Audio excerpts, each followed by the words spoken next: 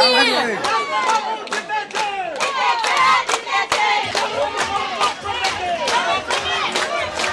বিজয়টা আমাদের একটা সাফল্যের দিক, ঠিক আছে।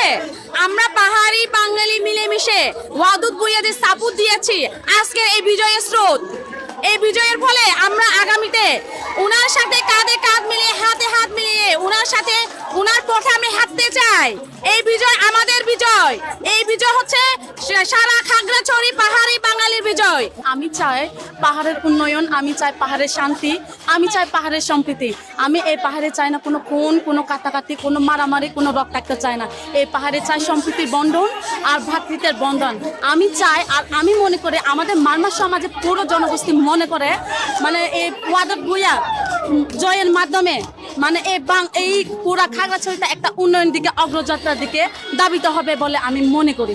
এই বিজয়টা হচ্ছে আমাদের নতুন প্রজন্ম আছেন যারা, তাদের সহ আমাদের মারমা নারী মহিলা সবার বিজয়, এবং আমরা সামনে ভবিষ্যতে অবশ্যই এই ধারা অব্যাহতি রাখব।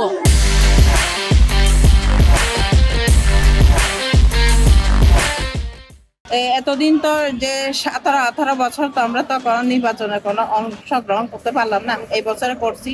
সবাই আনন্দিত, সবাই মানে খুশি। এবারে নির্বাচন অবশ্যই জনমুখী হয়েছে, জনকল্যাণ হয়েছে। এবারে আমাদের নির্বাচনী ইশতেহারে এইখানকার 298 আসনের জনাব ওয়াদুদ ভূঁইয়ার নির্বাচনী ইশতেহারে ছিল উনি পাহাড়ের সমস্যা স্থায়ী একটা সমাধান করবেন। ওনাকে বিপুল ভোটে পাহাড়ি বাঙালি ধর্মবর্ণ নির্বিশেষে জয়লাভ করেছে, এবং সকল স্তরের জনগণ আশা করে ওনার হাত ধরে অবশ্যই পাহাড়ে একটা শান্তি সমাধান হবে।